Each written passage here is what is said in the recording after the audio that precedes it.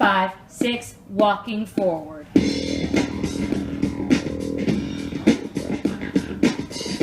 Not yet. Go!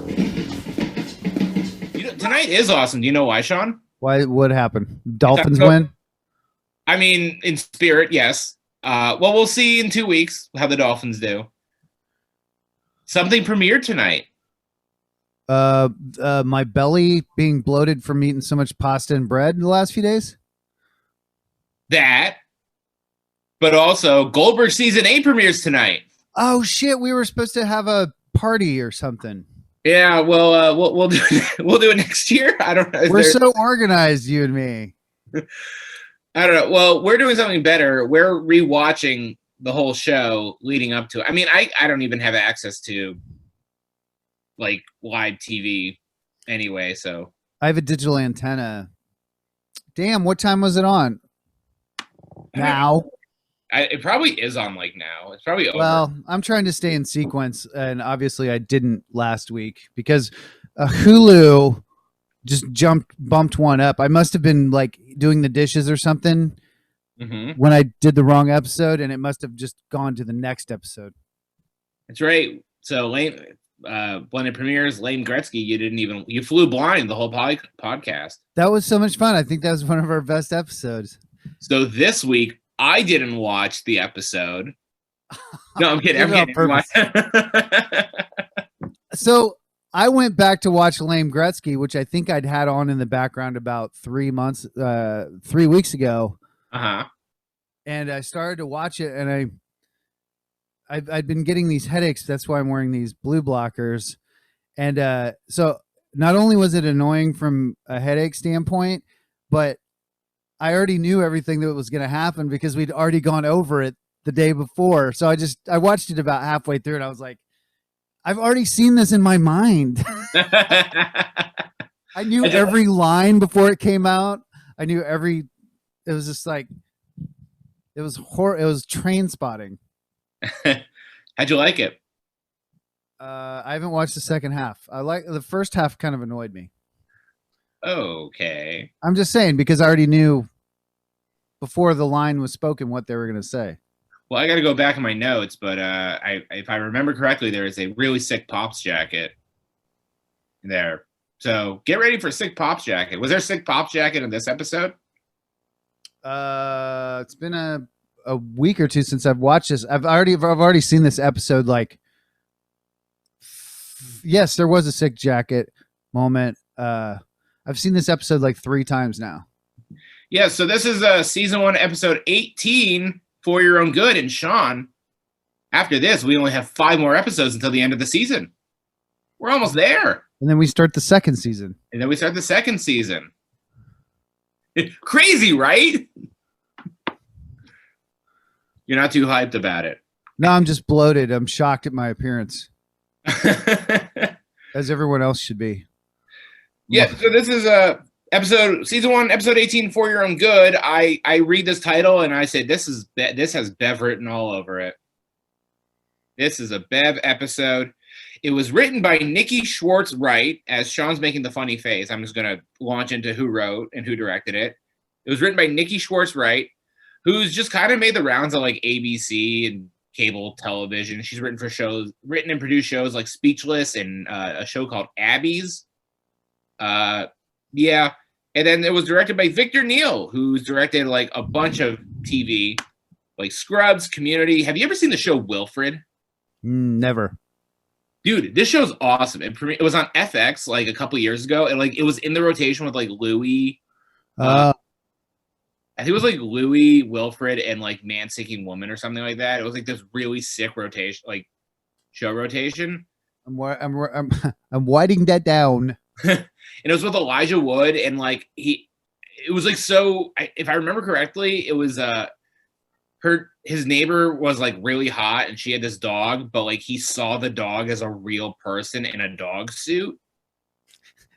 That sounds like something that I would enjoy. It's so trippy and really funny.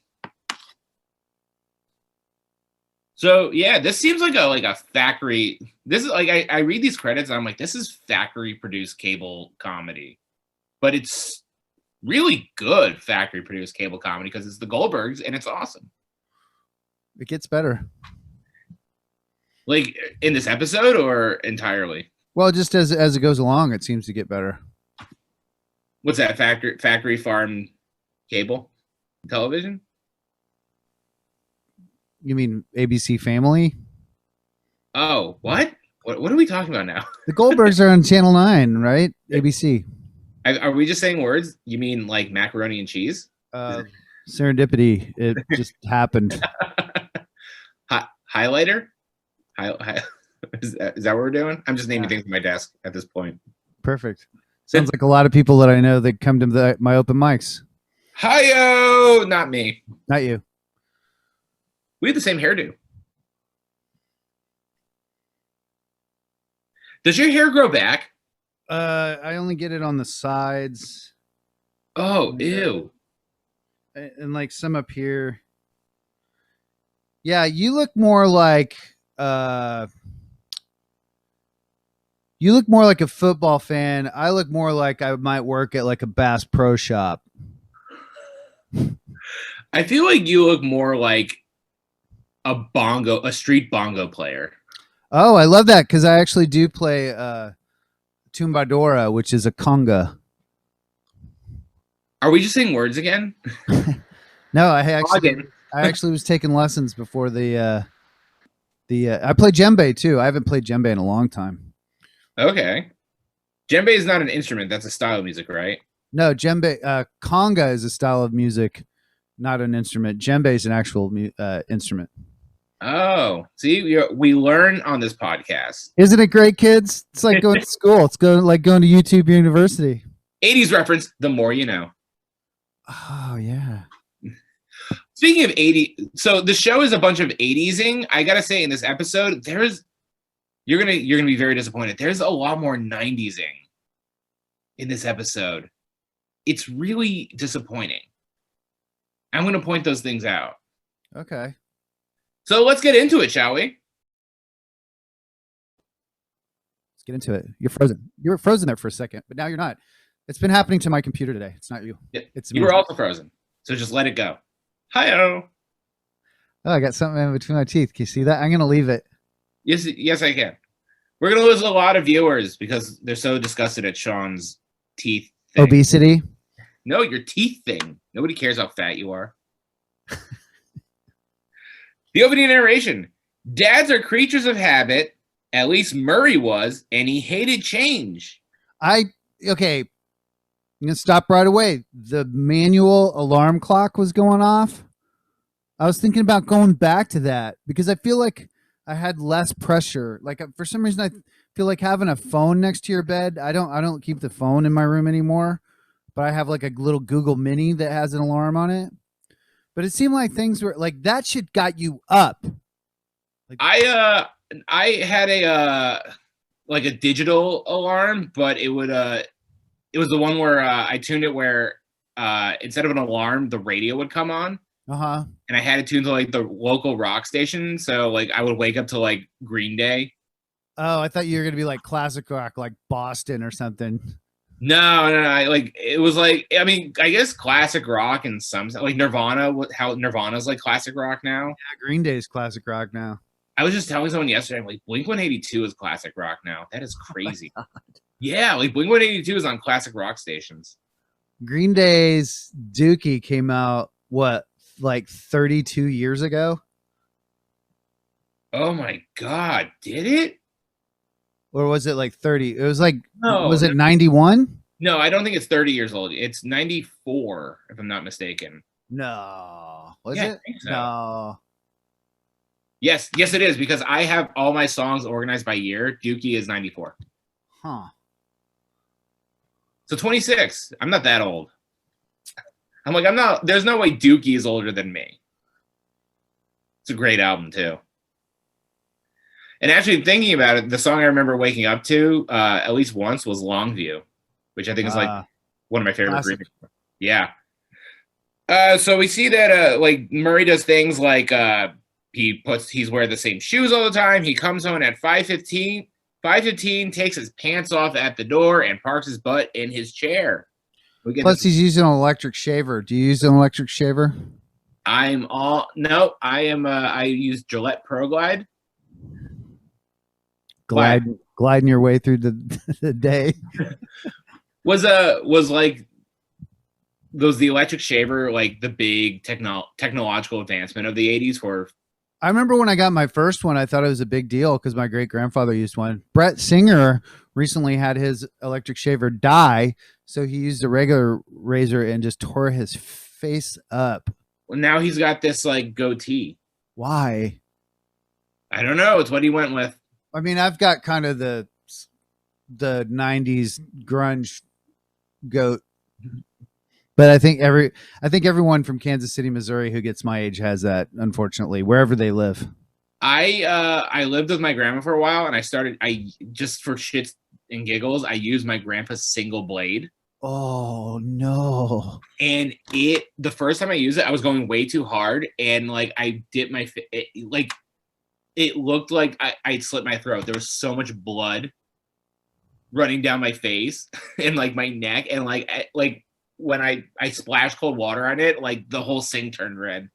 One of the first times I shaved my head was in Ireland. I was doing the In the City Music Festival with this band called De Facto in 1996. And they wanted me to, my hair was thinning and they wanted me to shave my head. And I shaved it in a bathroom with my bass player. There was no hot water and all I had was a single blade. It was a disaster, dude. It was a disaster. You can't go you can't put too much pressure when you're shaving. Like you got to go light. It was horrible. Well, plus I didn't know that you weren't supposed to shave against the grain too. So there were just ingrown hairs everywhere and pimples and redness and soreness. And I didn't use any moisturizer or aftershave. It's terrible. Oi, skinhead. Yeah, fuck. Terrible. Oh, and he's got those tidy whities on, and I recently wore some that I used for a Breaking Bad costume because I had needed emergency underwear. Stuff's not good on your junk, man. Tidy whities. We're gonna learn that Murray disagrees with that. I don't know. I haven't worn tidy whities since I was a kid. I'm a briefs person. But tidy whities are briefs. No, briefs are more like the in between of tidy whities and boxers. Boxer briefs. Yeah, well, that's different than briefs. But I can't do full boxers or else I'd shave. Tidy whities, I think, are too weird for me, so I do boxer briefs. Yeah, but boxer briefs are a hybrid between briefs and boxers. Tidy whities are briefs. Oh, so I do boxer briefs. So do I. It keeps everything in place and doesn't look weird. Yeah, the tidy whities just make a forest of sweat and uncomfortableness go on down there. If you're packing any kind of heat. My dad used to wear tidy whities, but after he wore them for a while, they're now tidy yellowies. Yeah, they don't fare well in the long term. And some of them are tidy brownies. Oh no! My mom's like, "I'm not doing your effing laundry anymore." And then they got a divorce. So I'm not saying those two things are related, but they're definitely part of it. It was also kind of gross when Bevy was trimming his nose hairs while he was asleep. Yeah, so we learned that Bev is responsible for this this immaculate never change. Somehow nothing ever changes. I can't believe like Murray seems like he doesn't seem like the dumbest fellow. He at some point you got to be like, why have I never needed a new pair of shoes in 15 years? You know, it's because Bev has been replacing his shoes with the same pair, which is incredible. Yeah, she like makes them look used, which is incredible because shoe styles go out of style. Like shoe styles change all the time. I have a cousin who bought 3 pairs of shoes. He buys 3 pairs of shoes when he likes a pair of shoes. Because I knew people who bought coffee makers that way. Oh, coffee makers in the 80s I have a coffee maker from the 80s. I was actually not dumpster diving, but on the street, I find stuff in Brooklyn all the time. And I found like an industrial, like Cuisinart type thing that I totally would have grabbed, but it was like missing a part. But I guarantee that's going to outlive all of us. Yeah, I lived in the house I grew up in. We had the same refrigerator forever. I don't think we ever changed our refrigerator. Was it green with the big silver handle on it? It was white with the big silver handle. And it went ka-choom. Yep. That was it. I think. No, it was just a built-in refrigerator, and my mom would be like, "We need a new refrigerator." My dad would be like, "Why? This works. There's nothing wrong with it." It had a few malfunctions here and there, but like my parents moved to that house in like 92, and we moved out in like 2015. Damn. So 23 years that refrigerator lasted. Yeah, I think it's still there. So Bev, trims his nose hair, and Bev trims Murray's nose hair, and then White like blows it on the bed. Weird. And then she also replaces the cream cheese with low-fat cream cheese. This cream cheese tastes funny. No, it doesn't. Okay. Okay. So good. Why is it so good? Why is that good writing? I don't know. I don't know. It's just Murray and Bev. It's so true though. Low-fat cream cheese, it just tastes like nothing. Whipped like rubber. It tastes like whipped air. Yeah. Oof. It really doesn't have much of a flavor to it. And so nothing changes except one major change is about to happen. Not good. The new chair. It's ugly. It's horrible. I thought it was a pretty 80s looking chair. It had like that white leather 80s. Yeah, it wasn't white, wasn't tan, wasn't brown. It was just that strip mall color. Yeah, and I hate leather. I'd rather leather fades. It gets really ugly real fast. Stains really quick. It smells. Yeah, I don't think it gets hot. Your skin sticks to it. I'm not a leather person. I'm with Murray on this one. Mr. Chair. Mr. Chair. What a great name for a chair. You said it wasn't a good name, but it's such a... There's no better name. Well, we learned that Bev replaced the chair because Murray's always complaining about his back. So she kind of did it for his own good, which is where the episode name comes from. It's for your own good. She says, Murray, why don't you just try the chair out? And Murray seems to actively be like sitting uncomfortably and hit. But it makes that weird sound too when he's mucking about, like trying to get. It's just, I hate that. I don't even know what that sound is. It's leather on Murray's butt. Murray's tidy whitey exposed butt. So then we have our other story where Adam rides a school bus and he's terrorized by JC Spink. And I'll tell you. Yeah, JC Spink. Who? Okay. Go ahead. I think this is the only episode with JC Spink. So we meet him and he never terrorizes Adam again. Now, I did find out there are two people who play JC Spink, and he is a recurring character, because I thought, is that the kid from Cobra Kai? He looks just like the kid who ends up with Machio being trained, but is actually the son of Cobra Kai guy. Oh, okay. And no, it is not him. But I guess I've got Cobra Kai on the brain too much because I've been watching. Have you been watching the Cobra Kai? I love Cobra Kai. It's pretty fantastic. Even when it's bad, it's even better when it's bad. There's a few Karate Kid references in this episode. The Spink on the bus. I don't miss riding the bus. I could smell the bus when they were on it. You know that fake leather smell? Yes, the bus from smell. Those seats. One time I was on the bus in like second grade or first grade, and I was the only person on the bus, and the bus driver didn't realize I was in the back, and he took the bus all the way to the yard. I thought he just missed my spot and was going to turn around or something. And this weird, creepy guy who was a substitute on the bus had to take me in his car back to my house. Whoa. Complete stranger in the 70s. Oh my gosh. Yeah. That's when all the kidnappings happen. You're lucky you met a good one. Yeah, he was a good one. He had a weird looking mustache, but everybody did in the 70s. Yeah, they're all look like porn stars. He was so mad. He's like, "Why didn't you tell me?" And I was like, "I don't know. I'm only in first grade." I rode the bus all the way through high school. I didn't get a license until the day before I went to college. I rode all the way until my junior year.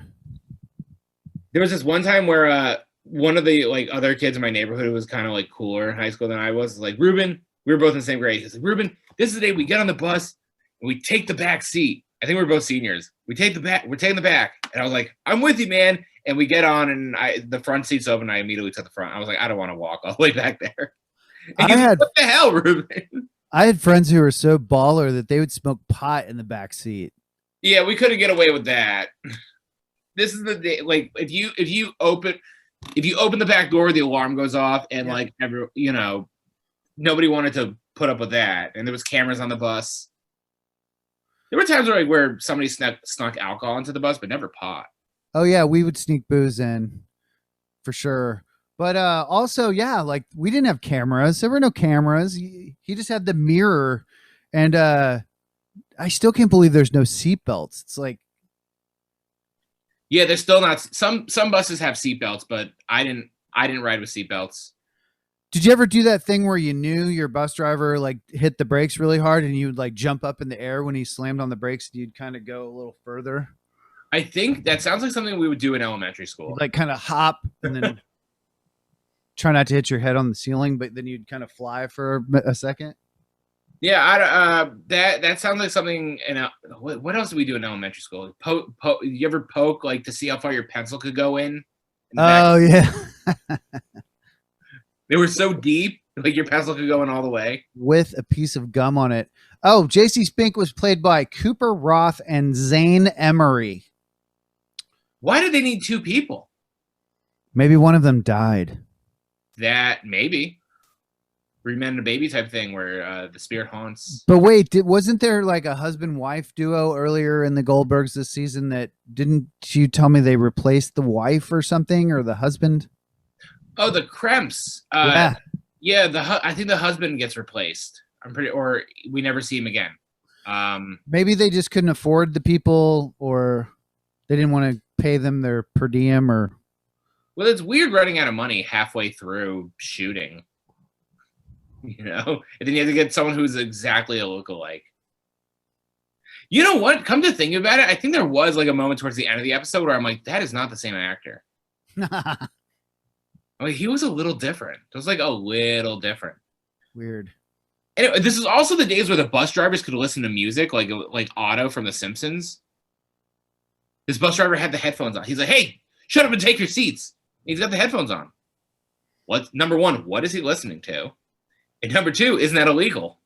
Yeah. And he also looks like Jim Gaffigan a lot. He look like Jim Gaffigan. I was almost convinced. I had to stop the video there for a second. I wonder what do bus drivers listen to? Metallica. Oh, I was thinking more like the Commodores. I'm thinking like Neil Diamond or Chicago. Definitely some Peter Cetera. I think so. We get a bunch of Peter Cetera in this episode as well. That's why I haven't been able to get it out of my fucking head for the last couple weeks. Drive me nuts. I am the man who will fight for your honor. Well, we're going to talk about that song. But first, JC Spink bullies Adam Goldberg, call him Gold Nerd. Adam Gold Nerd. He's so creative. And then the bus driver pulls up to the house and Barry is flipping out because he hasn't received his Sports Illustrated football phone. Which was a really big deal back then. I remember the commercials. I was going to play the commercial. Do you mind if I play like a little bit of the commercial? Please do. I'll get some spitballs ready. So Mental Floss has an article of the whole history of the Sports Illustrated football phone. I'm just going to play a little bit of the commercial. Catch this. It's Sports Illustrated's most exciting Christmas gift ever, the football phone. Free with a paid subscription to SI. It's a telephone. Oh, my goodness, it's a telephone inside of a football. Awesome. Oh, cool. I would love something like this. Mom, if you're watching, I would love something like this for Christmas. He's looking for the fast. It's a phone call. It looks like a football, but works like a regular phone. The football phone plugs into a standard jack and has push-button dialing, on-off the ringer, mute button, and automatic redial. Hello, Colleen. This is fantastic. I'm at the stadium right now. I have a football phone. Cute. It's amazing the overacting people did in like 90s commercials. That is just shows how dumb we all were back then. Hey, it's a phone, but it looks like a football. Hey, Ma, that'd be great. Ma, I'm calling you from the stadium on a football phone. Oh my God. And the commercial was totally misleading too, because you think, oh, that would look really cool on my my dresser or like on my end table, and then you get it and the phone's like this big. It's so small. It really you think it's like a football. Like they totally must have gotten people with small heads or something to fucking. Well, I guess it had. I mean, it's amazing that it was so small and had that technology like instant redial and mute. Dude, instant redial was baller, especially if you were trying to win something on the radio. It also plugs in. I don't know if it said it, but it plugs into any jack in the house. Whoa! Fantastic! I almost won Robert Plant, Jimmy Page tickets because I kept hitting redial, and but I would hit redial and then I'd listen and I'd hang up, and I accidentally hung up when it rung. No! Yeah, and I would have been the next caller. Ah, bummer. I wish they did those like radio call-in things still. I'm sure they still do for like there's a New York station, like a local station that plays like a lot of indie rock. WFMU. I think I won something from them. I think I won some tickets or something. Oh, I just go on StubHub and buy people's third-party tickets. I didn't really like the football phone. I did like the cheeseburger phone. Have you ever seen one of those? I have seen one of those. Where do you get that? You open up the cheeseburger and talk into the cheeseburger. See, like, we have iPhones. There'll never be a football iPhone. Yeah, why don't they make a cheeseburger fucking... Right. Or a clear one. They put ears. Yeah, a clear one. Dude. A clear iPhone would be sick. When I got my clear phone, I thought I was I was on top. It just shows how dumb everyone was back then. Oh God, just reinforces how stupid we all are. Oh, look it's so futuristic to be able to see what's inside of the phone. It's not painted. So for those, if it wasn't clear, the Sports Illustrated football phone was a phone that looked like a football. And this was the Sports Illustrated football phone was a campaign started to increase the sales of Sports Illustrated because magazine sales had dropped 7%. And this campaign started in 1990. Really? I thought it was before that. 1990 was the... That's some bullshit. Yeah. What is this future that the Goldbergs are living in where they know the football phone is coming? Oh, there's such a great line in here too. When he's talking about the dude on TV said that I would have this in 8 weeks. In 8 weeks, and it's been like 9 or 10. It's like, what am I supposed to make phone calls on a phone shaped like a phone, like an animal? And he's on the phone. Yeah. Which adds another layer to the joke. Yeah, so Barry is flipping out. Yeah, so JC Spinks is like really freaked out by Barry flipping out. And the next scene, Adam tells JC that Barry is clinically insane. This is before we get to that phone-shaped phone comment. Clinically insane, the doctors gave up on him. I don't know if you remember that. My computer's doing weird stuff. The doctors gave up on who? On Barry, because they said he's clinically insane. The doctors gave up on him. Yeah, so Barry, in the next scene, Barry is yelling at the Sports Illustrated people. Yes, he says, my phone was supposed to arrive in 8 weeks, which today nobody would accept that. Like with Amazon's 2-day shipping, no way. 8 weeks? Are you crazy? Are you kidding me? What am I supposed to do? Like wait? Oh, I remember like people would buy me, like my grandmother would buy me something for Christmas, and I would get it in like late January sometimes. What? Why were we so inefficient back then? What was the shift in the paradigm to where Amazon came around that they couldn't do that at catalog stores before? Why did it? If they had it in stock, what happened between the factory and my place that's different now? What was it that they were inefficient, or were you just so patient?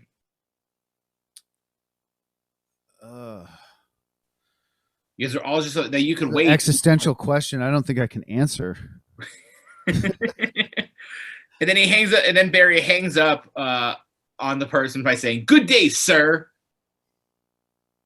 Okay, up until this point, I gotta ask, who's your favorite character? Pops. Barry's always been my favorite. Because he says things like "Good day, sir," and hangs up. Good day to you, sir. Yeah. I don't know. Pops. I was trying to figure this out earlier. Are Pops lines the best lines, or is it just the actor who delivers them that makes them such good lines? I can't figure that out. Ooh, an existential question I can't answer. It's a conundrum. It's a conundrum. It's a question within a question. Or were you just patient back then? I didn't know what a conundrum was back then. And now you know in 2 days. You had to go to the library to look up things or call your friends. Yeah, what is that insanity? Just pull out your phone in the 80s. I actually saw, I was going to grab them in there's this place that gives out free food and books and clothes and stuff, and they had 3 books from an encyclopedia set, and I almost grabbed them just because they were, there's such an oddity, but I didn't want to have just 3. I wanted to have a whole set. That was our internet back then. You had to be like, oh, really? You think you're right? I've got a set of encyclopedias. I'll call you later and tell you what it says.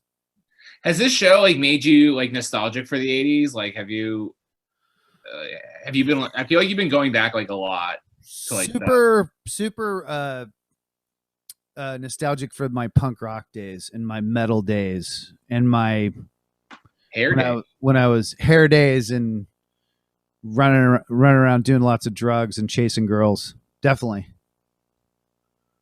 Sounds like a good time. I did not have that good of a time when I was young. I hated high school, but everything I did outside of the school was, I didn't like my upbringing a lot, but my friends and the idiots I hung out with. What year did you graduate again? 89. So you did the whole thing. You were there for the whole thing. So anyway, Adam asked Barry to ride the bus with him because everyone's so afraid, because JC Spinks is so afraid of Barry. But Barry says, and this is a very important line, I ride with Erica and her hot friend Lainey, who's secretly in love with me. And Sean, I got to tell you about this line without that spoiling anything. Foreshadowing. Because she was too afraid, is what he said. She's secretly in love with him, but she's too afraid. Foreshadow. Well, yeah, there is some weird stuff that happens later. Yes, I hope you haven't jumped ahead too far. Because this is a very foreshadowing line. No, I've only gone as far as this episode. Okay. And so Adam entices Barry by giving him his entire Garbage Pail Kids collection, which are going to be worth $1 million one day. They weren't. No. Oh. God, I hated Garbage Pail Kids. I never liked them. Ugh, they always just kind of grossed me out. I just didn't. It's like Garbage Pail, I think it started in the 80s. I didn't go on a deep dive on Garbage Pail Kids. I probably should have. Garbage Pail Kids, but it started in the 80s, and it was like a trading card game. And it had people Throw Up Frank or... Yeah. It kind of had like that Mad Magazine kind of illustration. It's kind of gross. Kind of gross and off center, and obviously whoever created them was on lots of drugs. I hope not. Kids really like them. They did. Sorry. I was just preparing something else. And Barry takes the Garbage Pail Kid. There was a Garbage Pail Kids movie. Did you know that? Ooh. Yeah, it's really bad. I know. So there's a really funny internet personality who reviewed it. He called it was the worst movie he's ever seen. Ooh, I can only imagine. Yeah, it really is fart jokes and like ugly looking puppets, as you can imagine. Disturbing. Let's talk about Adam's yellow shirt. Did you notice what was on it? I don't recall. The All Valley Karate Tournament from Karate Kid. It was another Karate Kid shirt. I didn't even notice that. Weird. See, you catch all the Bev stuff, which you haven't yet. No Bev catches yet. But we haven't seen a lot of Bev yet. Got a few later. Okay. So Barry agrees he's going to ride the bus to protect Adam. And then Murray kicks Erica out of the chair so he can reflect on all the memories of Mr. Chair to the song Glory of Love by Peter Cetera. Damn song. And he says, get your tiny girl imprint off the couch. Or I thought he was going to say something so inappropriate about like girl butt, like girl ass, or like get your buns, or like her butthole, or yeah. And she was in that short skirt. Yeah, it was weird. I gotta, of all like the 80s in the show, Erica always looks the most 80s. Yeah, it's never corny either. It's always kind of, they like fine tune it with her. It's the hoop earrings and the mini skirts and the combat boots. Okay, I have to say, no one wore Doc Martens in the 80s except skinheads and punk rockers. That wasn't until the 90s when Nirvana broke. Absolutely not. Nobody. No, maybe in California for like the SoCal punk rock scene, maybe like a crossover girl might have wore Doc Martens who was kind of rich or no, absolutely not. Guaranteed. No way. Are you saying that there's more 90s-ing in this episode that I was unaware of? Yes.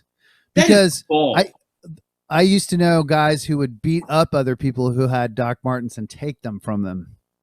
Wow. It was a thing, dude. I mean, I had to earn my Docs. I had to go to Germany to buy my Doc Martens, brought them back, and my skinhead friends luckily were like, you're cool, you can wear them, even though I had long hair. Like, you earned the Doc Martens? No, only fucking punks and skins. Would you buy a pair of Doc Martens now? I had 2 pairs of Doc Martens. So this is for a different story. I remember how you said some people buy 2 pairs of things or 2 coffee makers. I bought 2 pairs of Doc Martens because I really liked them. They were white on white, and they hurt my feet so fucking much that I gave the second pair away, and they were expensive as hell too. No, I will never wear Doc Martens again. Most uncomfortable boot. They would never break in. I bought stretchers. I bought sprays. I wore them forever. All 3 pairs of Doc Martens I've ever owned sucked. Hated them. So maybe that dude who like beat up people for their Doc Martens did them a favor. Yeah. Yeah, actually, don't use those shitty shoes. Okay. I think you need to have like flat feet in like a certain shape. I have flat feet. Maybe I'll get a pair of Doc Martens. Yeah, horrible. And shave my head and listen to Madness. I think you look good as a rude boy. Rudy can't fail. Never. I gotta say, that's my favorite. I think that's my favorite Clash song. No, that's the Specials. No, that's the Clash. Sorry. The Specials have another Rudy song. I'm like going through like an 80s like time warp right now. Whoa! So Murray decides he's going to exact revenge on Bev. He's launching the next shot. Bev comes home and she drops her groceries in this hole in the counter where the stove used to be. Oh, yes, it's true. But you know what? Going back to the Peter Cetera song, there was an amazing montage with Mr. Chair, which we didn't talk about, where the ottoman came out by itself. Yes, and it has this angelic look to it. It's like all like glowing. It's like a love story. And I can't remember at what point in the episode, but Bev refers to the chair as an envelope of farts. Yes. She's got a couple great lines about that. An envelope of farts is great. But what is up with Mom's ugly multicolored shirt in this scene when she's about to make dinner? It's absolutely horrendous. Let me pull it up to see. It's so gaudy, and there's so many colors, and it's like shimmery, and it's bright, and it looks like it's made of satin. It's terrible. Oh, yeah. Oh, I'm seeing it. I don't think it's that bad. Oh, no. Compared to the rest of her ensembles, there's wait, I do get it. Yeah, I get it. It's got, the sleeves are rolled up. Ugh. What do you call this? I don't know. Circus wear? Is this rich people wear though? Yeah. Yeah, it's sometimes they have her dressed in like stuff that you would wear at like a weird dinner party, like during the daytime. Like she wears evening wear during the day, which is a little weird. So we learned that Murray replaces the stove with the biggest technological advancement of the 80s before the football phone, the microwave. Ooh. Yeah. Oh, she had peach colors on it and a zebra with blue flowers on it. That's my note. There's a zebra on that stupid shirt that she has. I see a bunch of flower. Oh, yeah, I do. Blue flowers in it. Yeah, it's horrible. Was it a tiger? Is it a zebra or a tiger? I think there might be a tiger sneaking around in there, but there was definitely a zebra. Okay, I'll take your word for it. Zebra and flowers. What is that? Who designed that? I love where they find this stuff. Like, I can't imagine like where the wardrobe department. Like, the wardrobe department probably has like the time of their life. That was definitely from Macy's. If this thing takes off, we should like ask someone from the wardrobe department, like, where do you get all this stuff? Where do you get all the sweaters? The microwave could only be described as magic. Yeah. As Bev described it, it's an evil food box. Food box. And it cooks popcorn in only 4 minutes. Which, hold on. I cook popcorn in 2 minutes and 45 seconds, or else it burns. Yeah, I'm definitely on the underside of that's because that'll ruin the whole bag. It's pretty gross. Is this an 80s thing where the microwaves took longer to pop popcorn? Depending on the size of the ones you had, like my rich friends had the big microwave, and we always had the little small ones, unless you moved into a place that already had one built in. I think. No. Let's talk about your first microwave. Were you as wowed by it as the Goldbergs were? Yeah, I was definitely. That was a shock. Really? Yeah, because I think we ended up buying one for my grandparents, and that was like a big deal for them. But I don't think they ever used it. Like I used it. It just heats food up. There's a cure for polio, a man on the moon, and now this. It's so great. Poison in a bag. He's not wrong. Poison in a bag. It's a dangerous game. Oh, and then yeah, that's when she refers to the fallen comrade smelled like an envelope full of farts. Oh, that was it. Yep. And Pops has the best line ever. I just cooked lasagna in the time it took your relationship to collapse. They're loving this microwave. I can imagine, like, it's just a weird, like, I guess it shows you how spoiled, like, each generation is after the next. Like, I don't, like, microwaves are, like, they're supposed to be microwaves, but iPhones weren't supposed to be iPhones. Like, iPhone was like, whoa! You know, that was like the last wow moment, I think, for our generation in terms of like technological advancement was the iPhone.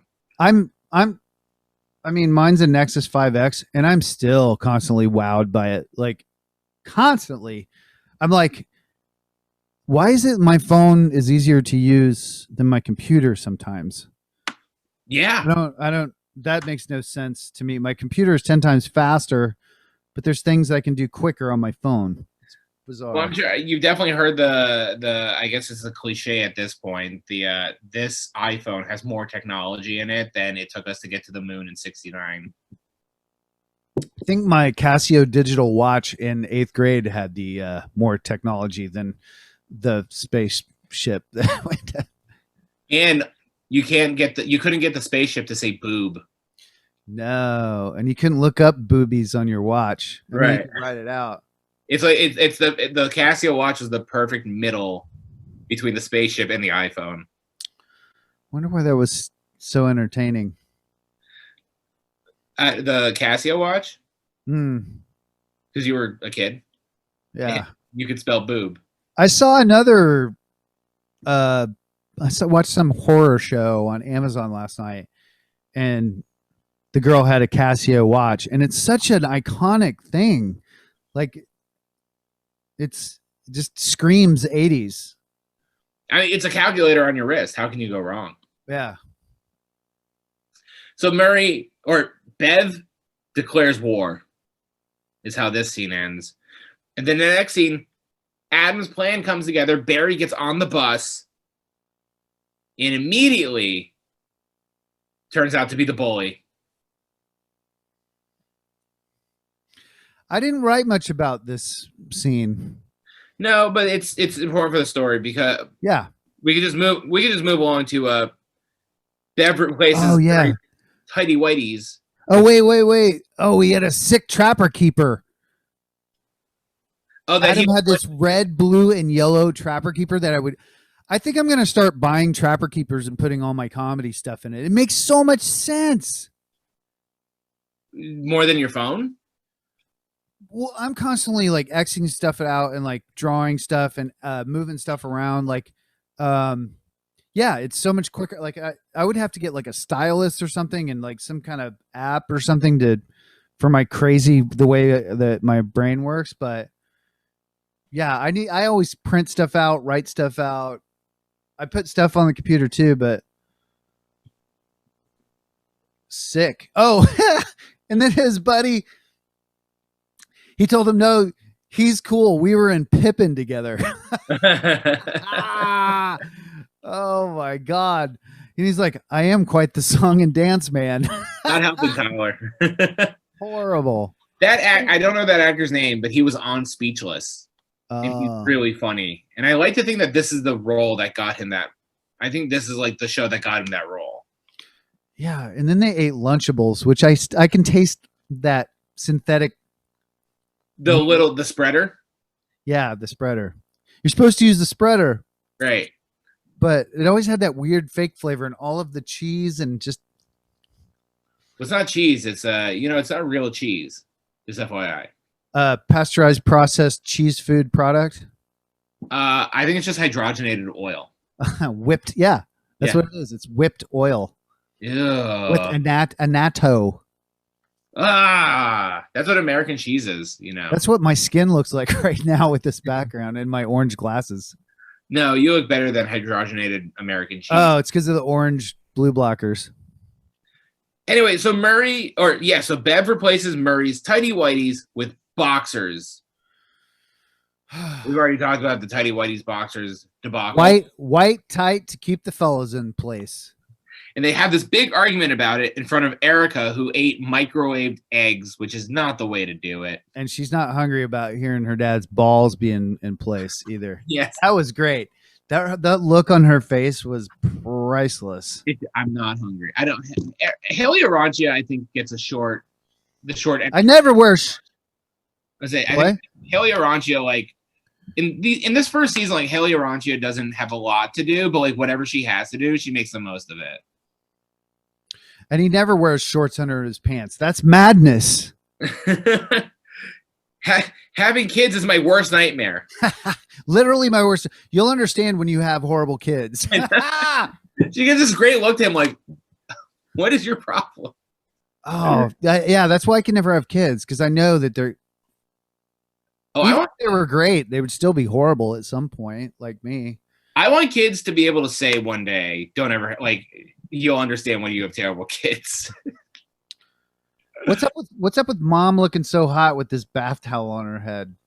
And she obviously did her makeup right after showering.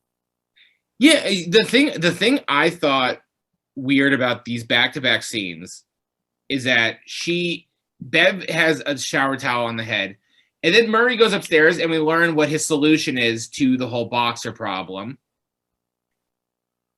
He's gonna free ball it to work. Are you lost? I can't do it. I can't do that. I can't do the free. Not when a zipper's involved. No, no, and that's quite the moo-moo that she was rocking too. That's pretty hot. So Bev comes out of the bathroom then with the towel on her head. Did she take 2 showers? Yeah, I don't know It's a weird little back to back.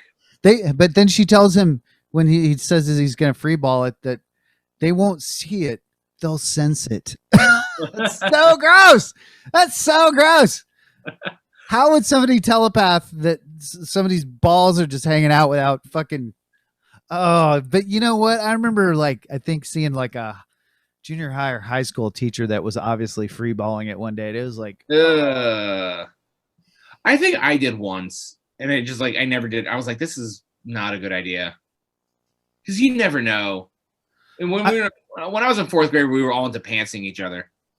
I've never done that to anyone, but yeah, free balling. I just got a city bike membership, and I sit on my balls all the time. Like I couldn't imagine having. Oh, you need another layer. You need some kind of something to push back a little. Yeah, some support thing. Or at least to hold everything on one side.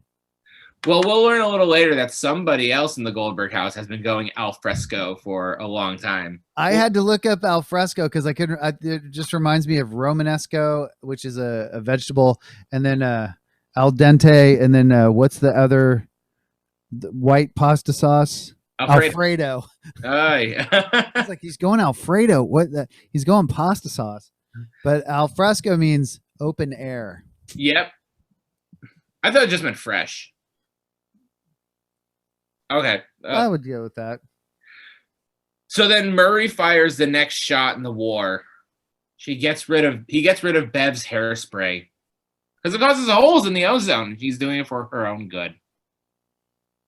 So and again, Erica in this episode was really great because Bev says, "Fine, I'll just use our daughter has plenty of makeup and hair tools, and Erica doesn't even hears it from all the way across the hall and just bursts into the room like, this is my moment." And what does she do with her moment, Sean? She crimps Bev's hair right off. Burns it the fuck off. Like it's like you have a head full of sagebrush. It's like really quickly too.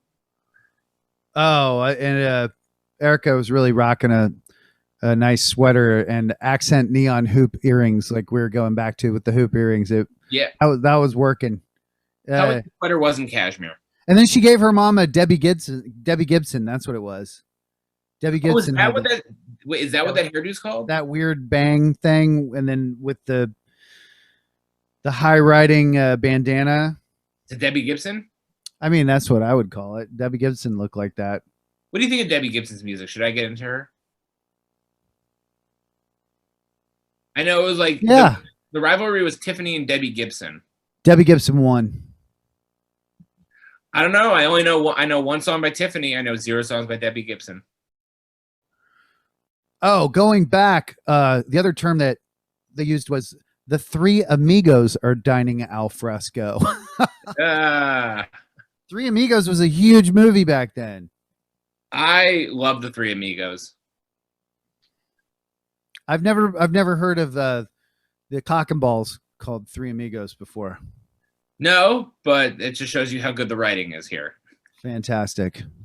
The three Amigos with My Little Buttercup. That is a hilarious, underrated comedy classic. If you haven't seen it, Go watch The Three Amigos with Steve Martin, Chevy Chase, and Martin Short. Great movie. Oh, but Bevy, you know what? Bevy's hair before she got it crimped looked great flat. I've never seen her hair flat except for in Reno 911. Yeah, no, I thought what Erica did with her hair looked pretty good. In fact, the next scene is Bev, really short shot of Bev in a PTA meeting, and someone says, "What's with your hair?" And I'm thinking, how did she even notice? Like, I couldn't tell. Maybe it's because I'm a guy and I don't pay attention to stuff like that. I think Erica did a really good job with what she burned off. Oh, and then she Bev also had a big necklace that was the letter B in cursive. It looked like she got it at Kmart. I didn't see that. Yeah, I was digging that. Or maybe she got it for like Hanukkah or something. What do you think? What do you think the B stands for, Murray? I'm making a joke. Big love. Aw, Barry. Oh, ew.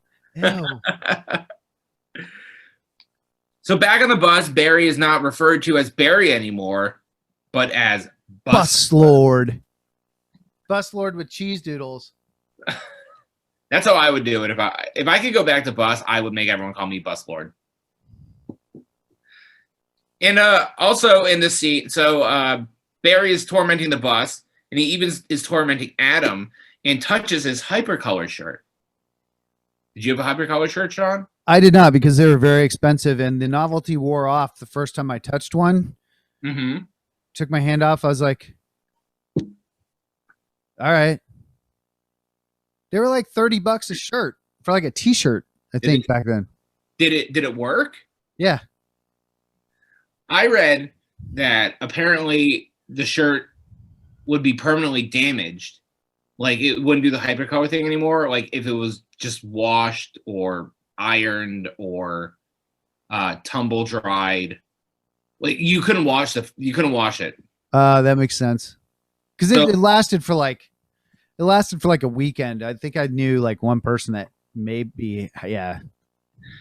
Hypercolor shirt, you know when the fad started? 1991. Man, what the fuck's up with all the 90s shit? I don't know. What is this? If we were doing the timeline thing still, like, we'd be so screwed up. This is in the 90s. I say this is an early 90s, 80s episode. Speaking of questions, have you ever had a cat? Not like my family had cat. I can't, I'm allergic to them, so. Why does my cat drive me insane and want to go inside, outside, inside, outside, inside, outside, inside, outside? It, like, I'm seriously like starting to like lose it. Because it wants to hear us talk about the Goldbergs. If there's anything, it's not the pandemic. The pandemic gonna make me crazy. It's my fucking cat. That's the spirit, I think. The cat-demic. So Barry is so bad on this bus that JC apologizes, and yeah, JC Spinks apologizes. Oh, hey, brother is a real ass bag. What a great fucking ass bag. How come I never called anyone an ass bag? This whole thing puts things into perspective for me. I'm really sorry about the way I treated you. And so Adam and the rest of the crew decides to get together and put a plan into motion to get Barry off the bus. And they do this to the song Gloria Love by Peter Cetera. Why did they use that song twice? Oh, they're going to use it one more. It's 3 times in this episode. Because in the next scene, Bev gets rid of the TV in favor of a fish tank, which she saw at a Benihana. Okay. See, everyone always talks about a Benihana. We didn't have Benihanas. We had I forgot what the name of the place was in Kansas City. Benihana is where they cook the food in front of you, right? Yeah, and they flip the shrimp into your mouth, right? We had I think it was a concept that was copied many times. The one we had was called Peking Tokyo. What was it called? Peking, Tokyo. Oh, okay. Peking, Tokyo. That's the one we had in our neighborhood where I grew up. Yeah, we had another similar thing I went to like once. It was good. I really liked it's good food, I gotta say. Yeah. Oh, go ahead. And this is when we learned that Pops has been going al fresco since the 70s. It's the 70s. As he's eating popcorn. And he has this pretty neat revelation, or this little insight where he's looking at the fish and he says, even though these two fish don't like each other, they have to get along because they're in close quarters. And Murray says to this, stop talking. They're complete opposites. They'll never get along, but they have to, living in close quarters. Oh, but going back, when the montage with the Peter Cetera, they start to talk about the hierarchy of where kids sit on the bus. And some people totally suck and have to sit up front. And this weird looking ginger kid stands up and nods. Oh, I must have missed that. Oh no, the weird little kid, the kid who sucks has to sit there. I enjoyed the front of the bus because I was always the first one on and the first one off. Yeah, I was kind of the same way. I was like, I don't want to the back of the bus is for the cool kids, but like then you have to at the end, like when he first got to school forever. Yeah. Yeah, I was like, this sucks. I want to be the first one off. Then who was it that said that the TV is the glue that holds the family together? Murray, obviously. Murray. Yeah, that's a Murray line. And then Bevy said that the chair was a disgusting fart trap. Yes, and Bev finally admits that it was Bev wanted to change the chair because she found a chair that matches the color scheme of the room. So it was for her own good, not Murray's. Caught. She was caught. Ulterior motives. And then they all stand up to Barry on the bus. They throw him off. Barry's got now has the hypercolor shirt because he loved it. And they all touch Barry's shirt and throw him off the bus. And he says, there's so many hands. And I think it kind of looks cool, all these hands on the shirt. I kind of like the hands. Yeah, I thought it kind of looked like tie-dye. So then Bev tries to get the chair back, and apparently it ended up at a frat house. In a horrible sequin nightmare. What a horrible shirt she had on. Yeah, but how about that headband? Headband was pretty rocking. I knew you liked the headband. The Debbie Gibson. Yeah, that was almost a little more like a hair metal band sash kind of thing, though. Well, she had to look hip with it because she's at Villanova at a frat house, and the only way Nitro or Nitrous is going to give back the chair is either Bev shows him her boobs or gives him $1 million. I was kind of on the fence of the boobs myself. There's got to be some weird like fetish porn somewhere about Bev Goldberg. Because they have all those little niche weirdness. There's got to be like a Goldberg fetish site somewhere. The Gold Bangs. Oh, gross. Erica doing the mom. Yeah, it'd be disturbing. I would never be able to watch the Goldbergs again. Oh no, Erica and Murray are much more compatible. Oh. You're gonna learn very quickly that Erica and Murray are like the same person. It's really funny. Erica's pretty miserable. So Bev just gets the chair back by just doing normal mom stuff around the house. Like doesn't show her boobs. Doesn't show her boobs, even though he tried. Show me your boobs. Show me your boobs. She shows her crudité skills. Her crudité. Her crudité and mom.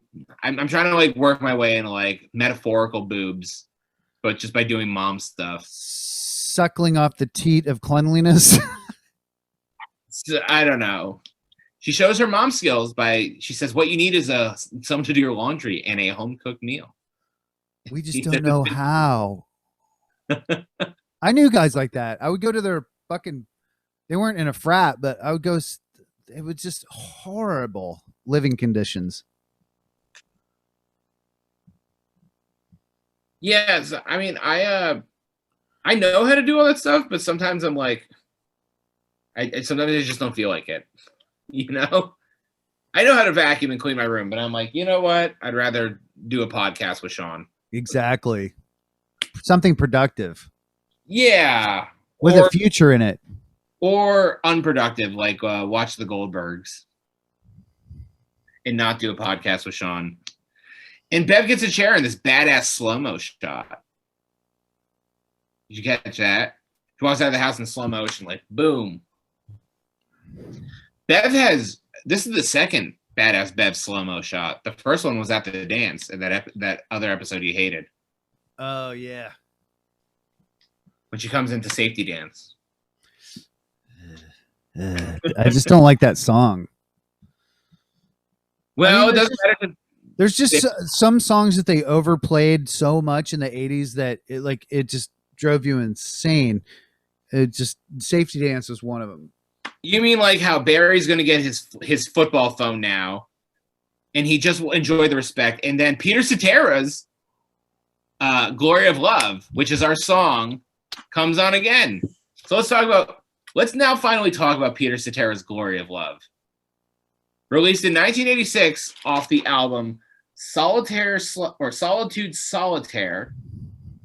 The stupid name for an album. Peter Cetera is the former singer for Chicago, if that voice sounds familiar to you. He got thrown out. He got fired. What? How? I don't know, but Pam Escalona has told me 100 times that he got fired from Chicago. He didn't quit. Why? And how does I don't know it? He kind of looks like a dick. I mean, I thought the Wikipedia page said that he left to pursue his solo career. Yeah. I wonder if maybe he did get fired. You should ask her about that story. How does she know? I don't know. Pam knows a lot of weird stuff about like Chicago, Peter Cetera, and pornography. So she sends me a lot of weird stuff. It's all over the map. That's crazy. Yeah. That she sends you porn. More like just weird clips. Not really. She talks about porn more than she sends it, but yeah. She's my comedy wife. I don't know if you know that yet. That's we've been outing ourselves lately. I mean, she sends you porn and Chicago facts, so I only assume like a normal couple does. Yeah, she sends like references to porn. She doesn't actually send me porn. She'll like send like a funny meme or like a video, like something referring to like fisting or something, but it's not actually showing someone getting fisted. It's just bizarre. She's fucking hilarious. For our second Karate Kid reference of the night, the song was featured on the soundtrack to Karate Kid 2, Glory of Love. I guess which is Pam Escalona's favorite sequel. I couldn't watch it. I loved the first one, and I got 5 minutes into the second one, and I said, this is terrible. It's embarrassing. I couldn't, not 5 minutes in. I said, no. That's her favorite sequel, Terminator 2. Pam's on a different Strikes Back wave. Any of that? Like, I need to roast her with that. Yeah, definitely. Nightmare on Elm Street 3, Dream Warrior. Apocalypse Now Redux. It's not a sequel. I mean, Caddyshack 2? Oh, man. I went and tried to watch Caddyshack recently, and man, I know a lot of people love that movie, but it just does not hold up. It's my favorite movie. Oh, I just don't. I mean, I watched it so many times growing up. It just seems like it's so stuck in time. Like when you go back and you watch, like, I was watching like Richard Brenner on like the Tonight Show with Johnny Carson, and it just didn't sync with today. It was weird. Johnny Carson still holds up for sure. I was in a really bad mood a couple of weeks ago, and I was listening to a sports caster's podcast named Rich Eisen, who I really like. And he had Michael O'Keefe call in once, and he was just doing Caddyshack references, and I was just laughing my head. It cheered me right up. So I was like, this movie's so good. I think either I just saw it too many times, or it's just not aging well with me, or just. So I tried to watch Back to School recently, and that with Rodney Dangerfield. That. So what? So let's dance. It's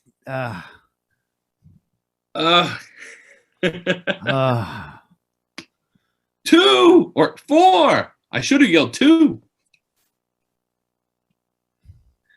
Can you make a bowl shot? Can you make a shoe smell? I love that movie. How are you not? I don't know. It just rubs me the wrong way. I think I later developed a allergy to Chevy Chase. The I shortest. don't know. I heard really weird stories about Rodney Dangerfield later in life getting thrown out of like private clubs because he was just pathetically drunk. And R.I.P. to Dangerfields, by the way.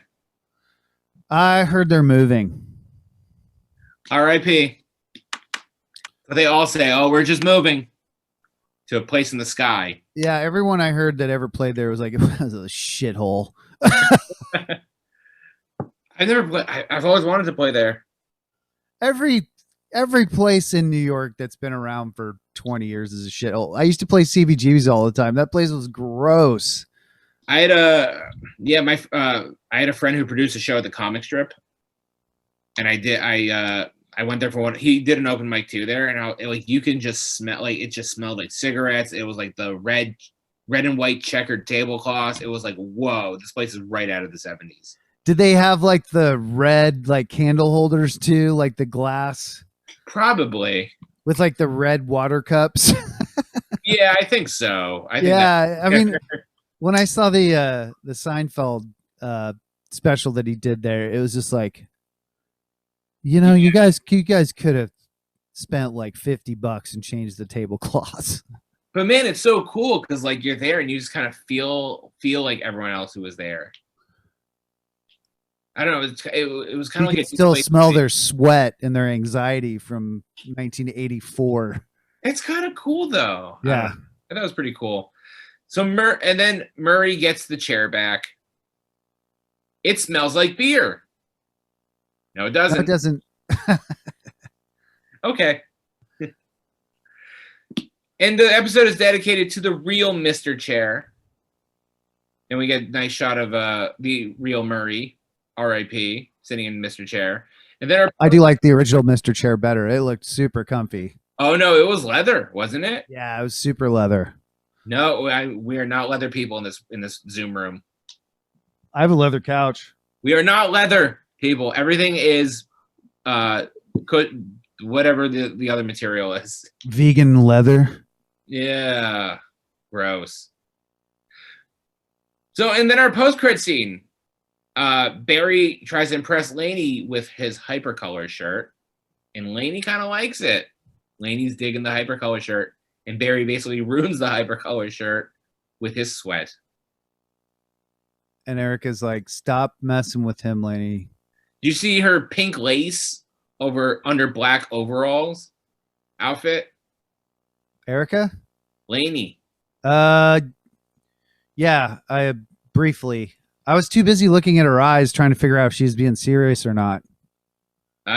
She was not. If she's hitting on Barry, she is not serious. But I thought you said there was foreshadowing. Oh, there is. It's coming in 5 episodes because that was awesome. That was awesome. I didn't say that was awesome at the beginning of the episode, did I? I don't know. Oh, well. It was still awesome. You could just go overdub it like 80s style.